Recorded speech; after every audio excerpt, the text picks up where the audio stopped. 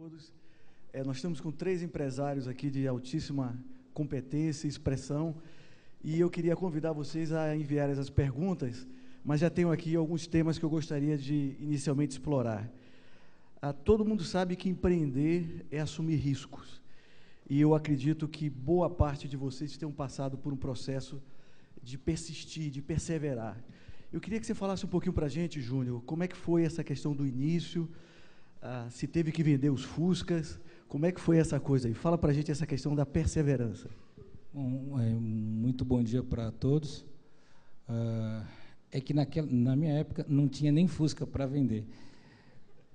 Então, acho que a gente teve, não vou nem dizer que foi uma ideia boa, porque naquele momento não tinha nem concepção se era uma ideia boa ou uma ideia ruim. Era uma questão, talvez, mais de sobrevivência mesmo, né? De vender o almoço para pagar o jantar. E aí eu tinha que vender plano, e aí nasceu da necessidade da sobrevivência. Eu comecei a fazer a venda porta a porta, individual.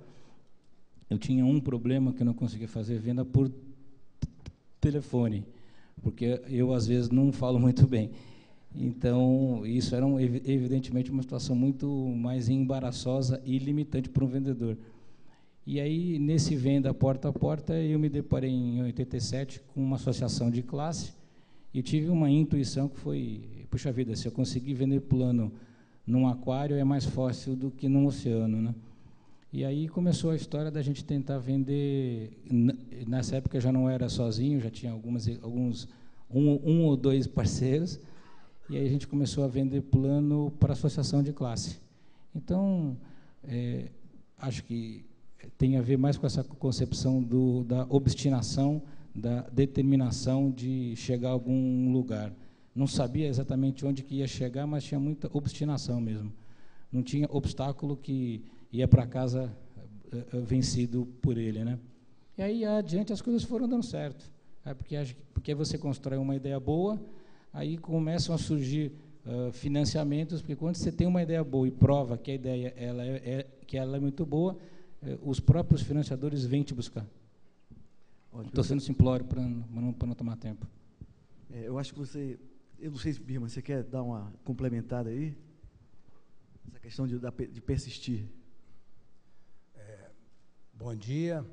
Primeiro eu queria cumprimentar a todos, cumprimentando a Endeavor, que certamente reúne aqui pessoas que têm a intenção e a vontade e a competência de mudar esse país, porque acredito que os empreendedores serão, talvez, o principal veículo para isto.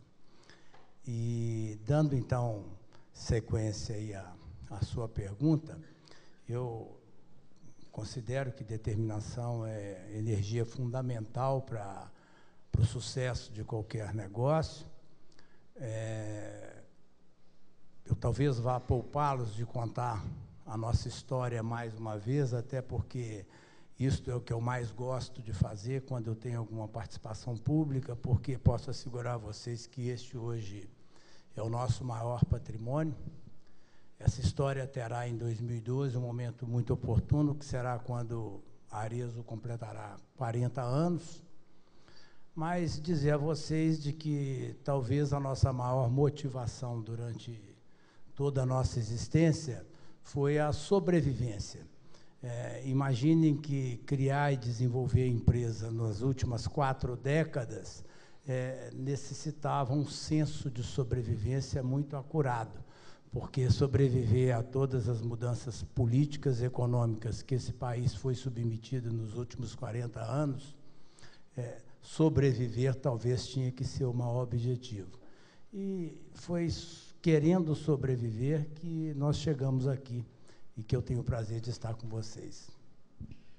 Muito obrigado. Eu acho que tão importante quanto o tema da persistência, de perseverar, de tratar no dia a dia com a questão de risco, eu acho que também empreender é uma questão de aprender. Empreender é uma questão também de se educar. E aí é que eu queria provocar um pouquinho o Omar. Vocês têm uma trajetória que passou por várias etapas do início, a questão do financiamento. O que você aprendeu nessa jornada e o que você diria para os seus colegas empreendedores aqui que você faria um pouquinho diferente ou até mesmo muito diferente? Bom dia a todos, parabéns à Endeavor por mais esse evento. Bom, diferentemente do Júnior e do Anderson, que fundaram suas respectivas empresas, né, eu me juntei ao Fleury há 11 anos, uma empresa que já tem 85 anos de vida, né, então tem uma pequena diferença aqui em termos de história dessa empresa e a minha participação, né, nesse crescimento, né. O Fleury, caracteristicamente, é uma empresa no setor de saúde que se caracteriza muito também por assumir alguns riscos, digamos assim. Ele foi muito pioneiro na ideia de ter um negócio muito fundamentado em qualidade, né? Foi muito pioneiro também em ter um negócio muito sedimentado em inovação. E foi pioneiro, inclusive, até um pouco visionário nesse sentido, no modelo societário também, sempre muito depositado em meritocracia, né? Isso sempre foi alguns dos alicerces do crescimento do Fleury ao longo dessas últimas décadas. E teve que assumir riscos, tá certo? Na década de 80, o Fleury foi a primeira empresa a introduzir o conceito de one-stop shop no setor de saúde, fazer tudo num lugar só, tá certo? É só um pequeno exemplo que eu queria compartilhar com vocês. E quando a gente assume riscos, a gente assume que a gente vai errar e vai acertar também, indo diretamente à sua pergunta. Há vários aprendizados, tá certo? O Fleury sempre cresceu organicamente, às custas de sua própria geração de caixa. Você perguntou de financiamento. Teve apenas um momento em sua trajetória, no começo da década passada, em que a gente teve um empréstimo do IFC, um braço do Banco Mundial, mas a gente mal usou esse empréstimo. No começo de 2002, nós começamos a adquirir empresas. Há uma assunção de riscos quando você adquire empresas também. Desde então, 9 anos passados, nós adquirimos 26 empresas. E acabamos de fazer a nossa maior aquisição agora, uma aquisição de mais de R$1 bilhão, que para o nosso porte é uma aquisição muito relevante. E há uma curva de aprendizado nessas aquisições. Quando a gente fala do aprendizado, é claro que nessas 26 empresas, olhando para trás, quantas dessas a gente adquiriria de novo? Quantas dessas a gente integraria de uma maneira diferente? Hoje, com essa curva de aprendizado muito mais sedimentada, a nossa trajetória de crescimento fica ainda mais sólida, tá certo? A gente consegue tirar proveito desses aprendizados também, né? Fizemos o IPO há 2 anos atrás, foi um IPO bem sucedido, tivemos uma captação de recursos que permitiu realizar essa aquisição grande que eu falei para vocês. Então, tudo isso faz parte de uma trajetória de crescimento de uma empresa que cresce muito baseada em planejamento, em qualidade, em inovação, sempre tendo pioneirismo à sua frente. Eu vou pegar um gancho aí do comentário que você fez sobre a questão do IPO. Todas as 3 empresas são empresas de capital aberto e, obviamente, que eu vou fazer uma pergunta aqui, respeitando, inclusive, o fato de que vocês estão próximos agora da divulgação dos resultados trimestrais e, obviamente, que falar de futuro aqui tem uma questão do período de silêncio. Na questão do IPO e na minha vivência lidando com empresas que se preparam para abrir o capital, um grande erro que a gente percebe é que as empresas, os próprios empresários, entendem que o IPO é o fim. Então, aconteceu o processo de abertura de capital, pego aquele volume de recursos que foi captado, vou para casa ou coloco no negócio. E aqui eu queria fazer uma pergunta para a Birma. Birma, o IPO, ele é o fim do processo ou, na verdade, ele é o começo de uma nova fase da empresa, de requisitos? Como é que você se vê nesse pós-IPO em relação à questão de se acabou ou ali se inicia uma nova fase? Eu acho que você está perguntando isso para mim, que você me acha o mais velho da turma, né? Está perguntando se eu vou aposentar. Eu estou numa fase que eu estou naquela de experiente. Eu considero, eu vou reconsiderar a sua pergunta aí. Mas está escrito ali nos pilares da Arezzo que uma meta atingida nada mais é do que o patamar para início da próxima. Essa ideia de que um objetivo conquistado inicia outro é um tema que recorrentemente a gente está conversando com todo o nosso grupo de colaboradores. Isso faz parte da cultura da companhia, o que em si eu poderia resumir a minha resposta com essa frase para você, mas eu vou permitir me ampliar, porque para mim um momento assim de muito aprendizado foi o roadshow que nós fizemos em fevereiro do ano passado, onde nós realizamos, num período curto de tempo, imagino que talvez 10 dias, em torno de 100 reuniões, onde conversamos com mais de 150 investidores e mais de 200 investidores. E a pergunta que sempre vinha era o seguinte: por que o IPO? Por que a empresa que, teoricamente, é geradora de caixa, ela não se utiliza de vários outros recursos que existe para capitalizar uma empresa? E nós, obviamente, tínhamos a resposta bastante estruturada para esta pergunta, mas me faz ver de que a amplitude que você tem de relacionamento com o mercado financeiro é muito ampla, e muitas das vezes as pessoas ou as empresas colocam o IPO como objetivo, e, no meu entender, o IPO não pode ser um objetivo. O IPO tem que ser uma ferramenta que vai ser muito útil num processo de crescimento e desenvolvimento da companhia. Aqui agora, você falou da questão da idade ou da experiência, eu vou fazer uma para o Júnior, que tem uma história muito calcada em foco em vendas, né? Ele estava me contando, e acho que é uma coisa muito conhecida, o seu começo como empreendedor, o foco em vendas, a questão do porta a porta, né? De estar lá presente e sempre procurando os seus clientes. Como é que você se veria naquele modelo e no modelo de hoje, já que você hoje tem que ter uma estrutura replicável, né? Então, você tem que ter uma questão organizada, que permita uma replicabilidade. Como é que você vê aquele vendedor, júnior vendedor, do júnior hoje executivo? Você ainda tem no sangue aquele gostinho de sair para a venda? Fala um pouquinho dessa mudança de perspectiva. Essa é uma boa pergunta. Você podia fazer uma mais fácil. Deixa eu tentar estruturar. Por definição, eu sou vendedor. Então, acho que nós tivemos um grupo de pessoas, tivemos uma ideia, nada aconteceu sozinho, sempre tem gente ajudando, sempre é um trabalho de equipe. Eu acredito piamente no trabalho de equipe. Evidentemente que, ao longo de uma jornada, alguns vão ficando pelo caminho, infelizmente, porque não acompanham ou porque o ritmo é muito acelerado. Mas eu prezo diariamente por não perder alguns conceitos que fizeram a gente chegar nesse estágio, porque de estágio para estágio mudam os conceitos, mudam as premissas, mudam a senioridade, e a gente tem que estar preparado e aberto para aprender todo dia. Todo dia eu estou aprendendo alguma coisa nova. Mas a gente não pode perder o escopo do vendedor. Então, na Qualicorp, cada um dessa companhia tem que ser vendedor. Da auditoria, à gestão de pessoas, ao financeiro. Se a gente não acreditar o que a gente está vendendo, a empresa começa talvez a se desfigurar. E, para quem não sabe, a gente talvez, isso é uma opinião minha, não é um fato absoluto, a Qualicorp se destacou não só pela venda, porque venda, até certo ponto, ela é um commodity, né? Ela é mais agressiva ou menos agressiva.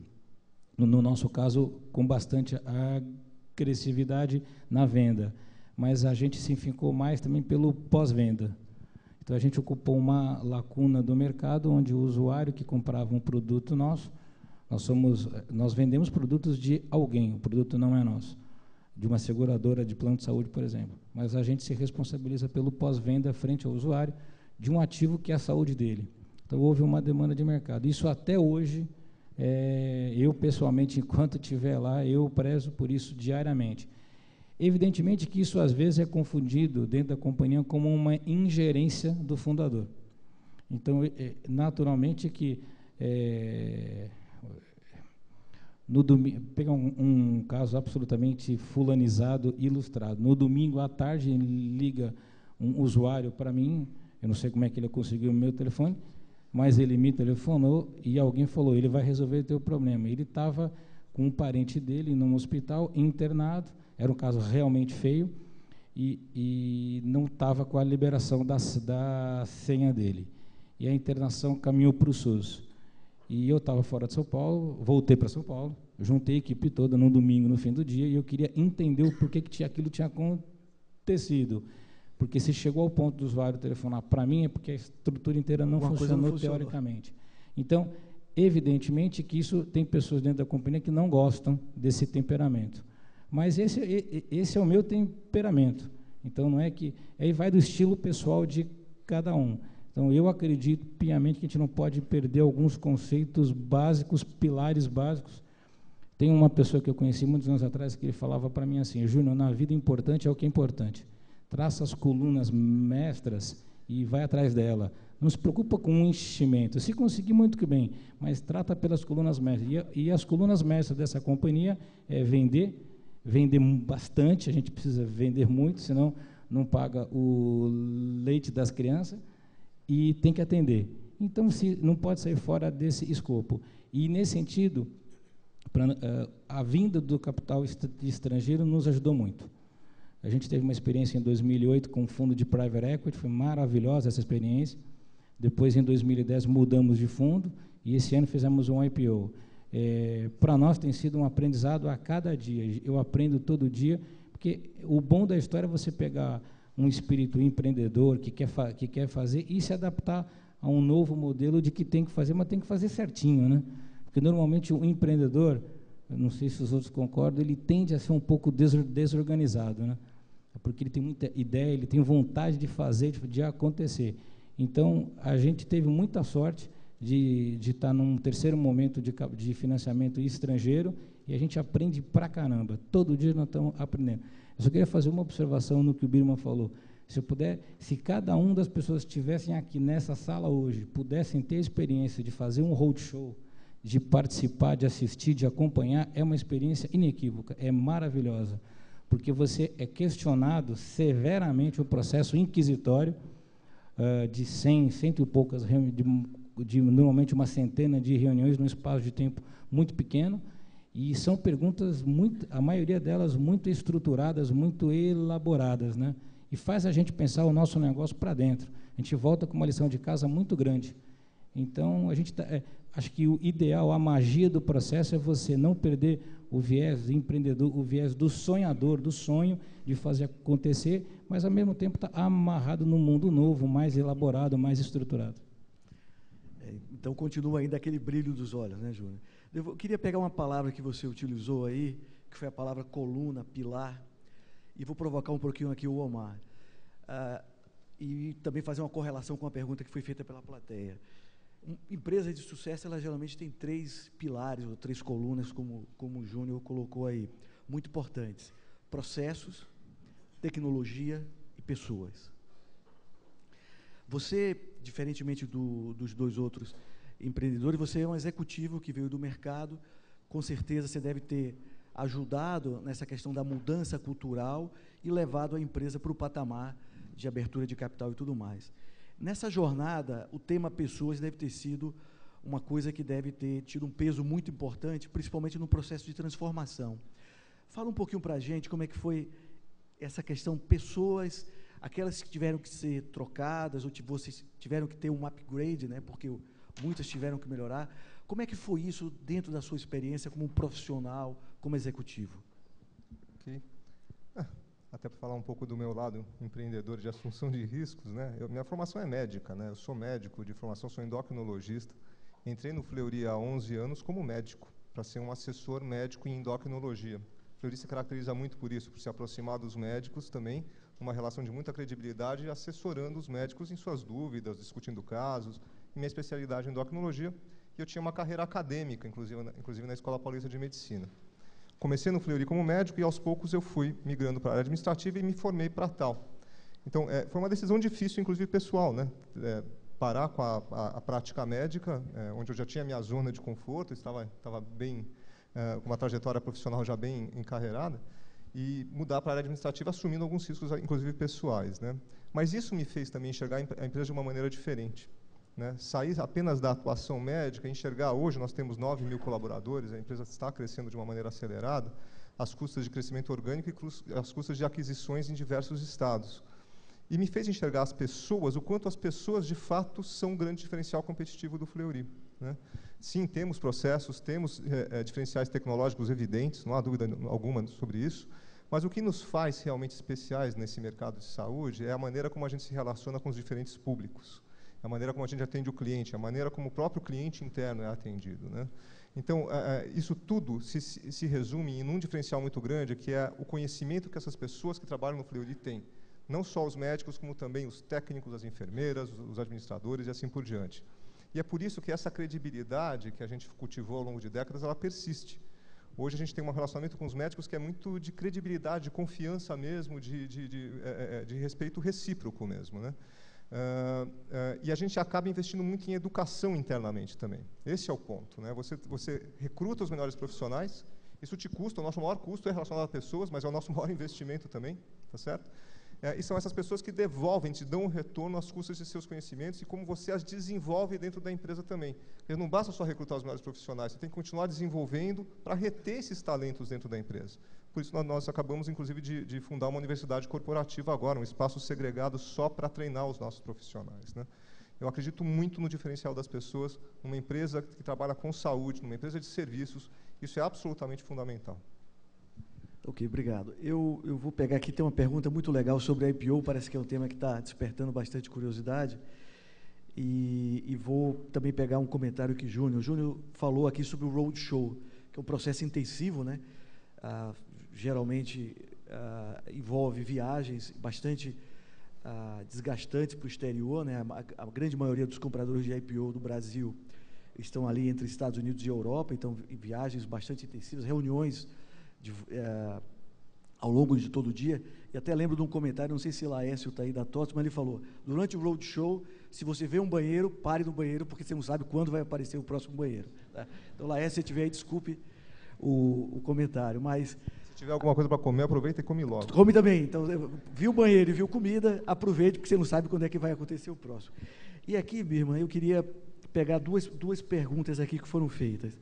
Primeiro, como é que é, e você passou pelo processo de roadshow, falou da empresa, ouviu aquelas perguntas, a grande maioria interessantes, algumas desinteressantes, provocadoras, passou por todo esse processo de viagens e tudo mais, e a pergunta, são duas perguntas. Primeiro, como é que foi essa mudança de empreendedor para executivo? Porque naquele momento que você falava com os bancos de investimento, você era muito mais executivo, no sentido de falar de sua empresa de uma forma organizada, mas no sangue tinha a coisa do empreendedor e no brilho dos olhos.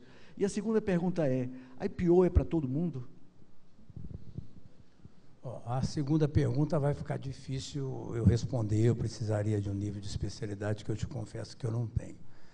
Na primeira, eu vou tentar fazer aqui uma síntese do que a minha cabeça pensa sobre a IPO, e sobre a companhia se tornar uma companhia aberta, que é um processo que tem suas vantagens, tem suas desvantagens, e olhando pelo lado das desvantagens, a primeira delas é de que você, a partir desta hora, tende a perder de foco aquilo que é a essência da companhia, normalmente voltada para produtos e serviços, e se tornar, então, um player do mercado financeiro.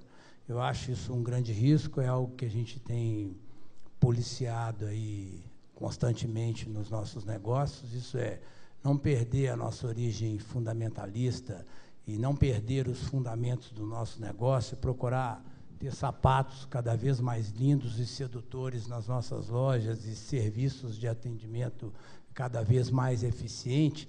Esse é o nosso grande desafio, o restante é consequência. Então, o processo de abertura de capital tende a tirar isto de foco. É também, por si, um processo oneroso, porque ele é oneroso em termos de roubar a sua energia para olhar para o relacionamento com seus investidores, e ele é oneroso também enquanto custo, porque você tem que ter uma área de RI, você, para cumprir todas as determinações da CVM, e você acaba gastando mais dinheiro. Bem, olhando pelo lado positivo do IPO, uma empresa de capital aberto, então, isto leva a você ter um nível de disciplina muito maior do que o que você tinha enquanto companhia fechada. Para aqueles que querem ter maior exigência na disciplina, torna-se, então, um motor de crescimento. Aliás, falando em crescimento, é a palavra número 1 que domina o seu dia. Você está sempre pensando, sendo estimulado e sendo cobrado por crescimento. O que, de certa forma, é uma grande vantagem, te tira de qualquer região de comodismo, mas, ao mesmo tempo, torna-se o maior risco, porque, a título de atender esse crescimento, você pode cometer equívocos e erros que podem custar muito para a companhia. Mas eu acho que o fato de ter disciplina e estar buscando o crescimento faz assim aí as duas maiores vantagens do processo de companhia aberta.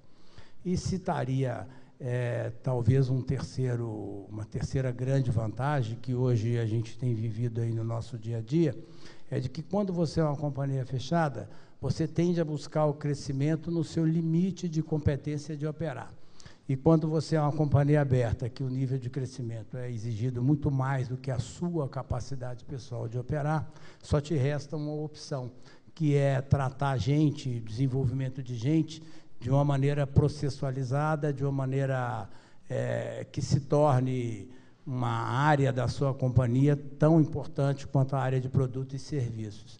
Então, inclusive, esse é o grande momento que a Arezzo & Co vive hoje, que é o desenvolvimento de pessoas, o que torna o negócio mais motivador, atraente. Você sente que atrás de todo cargo que você, de certa forma, descreve e abre na sua empresa, tem atrás uma pessoa, e começar a entender um pouco mais de gente, de pessoa, passa a ser o seu grande desafio. Então, eu espero ter feito aí um breve resumo do que a gente pensa sobre o pós-IPO. Eu só não concordo uma coisa com você. Quando você fala em fazer cada vez mais sapatos bonitos e sedutores, eu tenho 3 mulheres em casa e eu sei o que é isso. O quanto custa isso.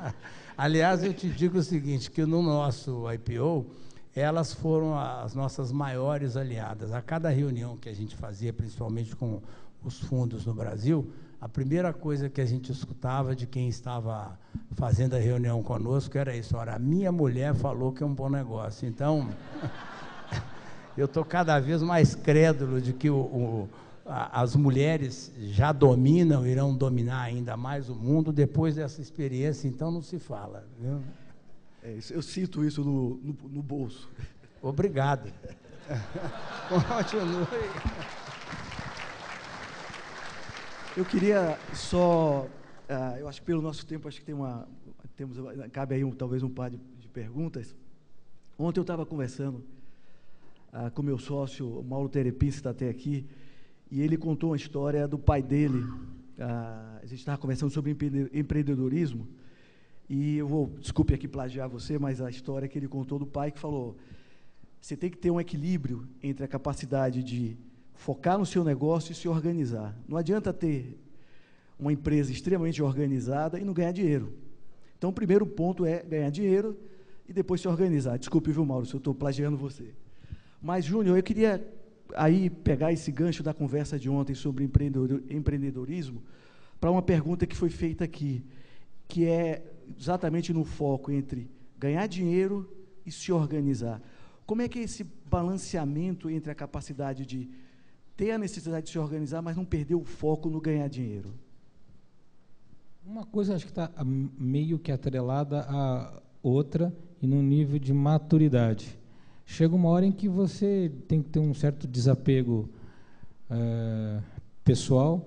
Eu não sei se a pergunta se refere ao ganho pessoal ou ao ganho da empresa, mas, por exemplo, na questão do IPO, eu não realizei nenhum componente secundário, acreditando, dando uma demonstração para o investidor, e que eu acredito realmente que o negócio tem longa visão, longa sustentabilidade. Então, eu vou tentar resumir essa pergunta reproduzindo o que o Birman falou. Não pode perder de foco o que tem que acontecer. É um binômio que aproveitar o gancho de ter capital para investir na companhia, para melhorar o processo, sem perder de vista o foco da companhia e não tornar essa companhia uma companhia financeira, que a tendência é a gente começar a ser cobrado só pelo número, o tempo todo, pelos auditores, pelos analistas de research, pelos bancos, pelo resultado. Então, a gente não pode perder de foco o que tem que acontecer. Então, o ganhar dinheiro, ele efetivamente passa a ser, estou falando enquanto companhia, né? Ele passa a ser consequência de um processo maior que tem que ser mais maduramente estruturado. Porque o nível, como também vou copiar o que o Birman falou, modificou. Achei fantástica a colocação dele. Quando a empresa é tua, a gestão é onde o teu braço alcança. E no fim do dia, você deve satisfação para você. Todo dono absoluto, ele delega poder enquanto ele quer delegar. Porque no fundo, ele é o dono, ele é o rei absolutista do processo. Numa companhia de capital aberto, isso não existe. Eu tive uma sorte de vivenciar um sócio em 2008, com 46% da companhia, depois em 2010 com 69%, já eu minoritário.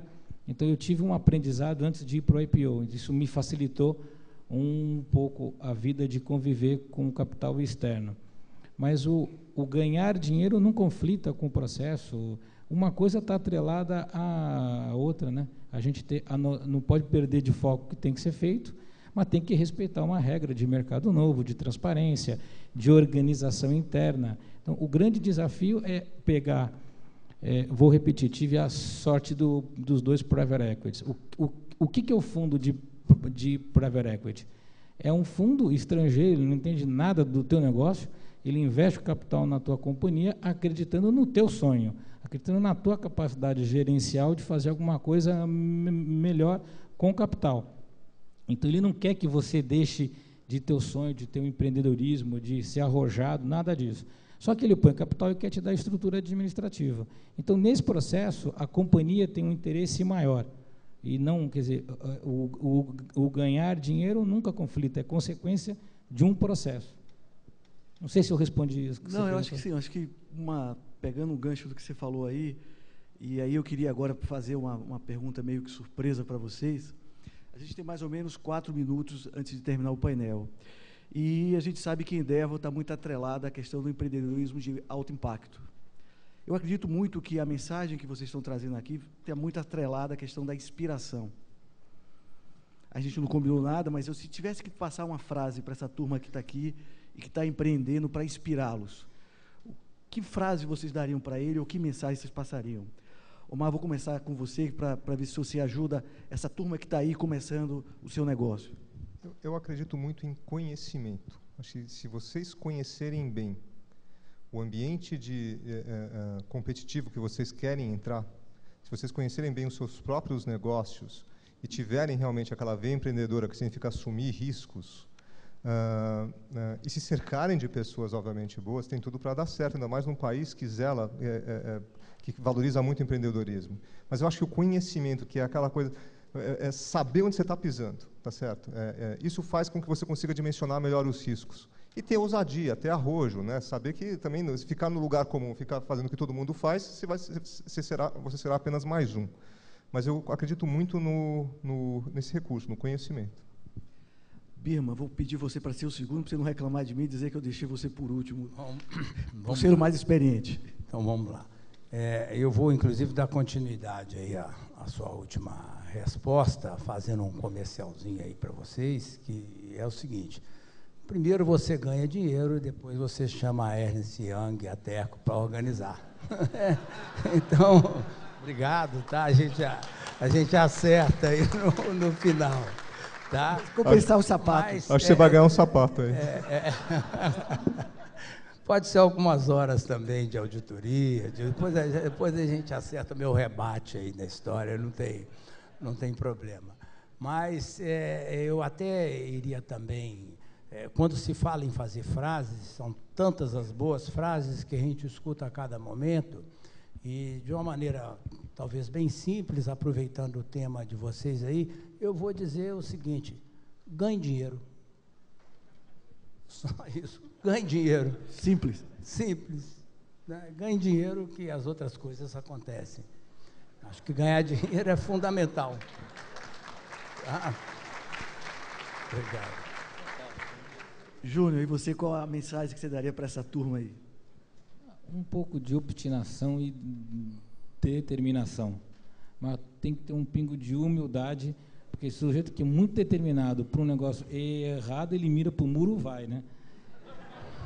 Então tem que ter a humildade de saber que, putz, estou errado, mas não pode perder a determinação, obstinação. Sujeito que perde obstinação pela vida, determinação, ele tem que ter a capacidade de se indignar com os nãos. A vida dá não todo dia, para a gente fazer de propósito, fazer um... Né? O rio não é reto, né? O rio ele é curvo. A própria natureza é muito sabe fazer as coisas a gente contornar. Não pode parar, se parar, represa. Eu vou me permitir aqui uma ousadia. Eu lido muito no dia a dia com empresas que estão em processo de transformação, e eu diria que tem 3 componentes principais para um empreendedor ter sucesso: pessoas, pessoas e pessoas. Muito obrigado a vocês 3 aí pelas lições, um bom dia a todos.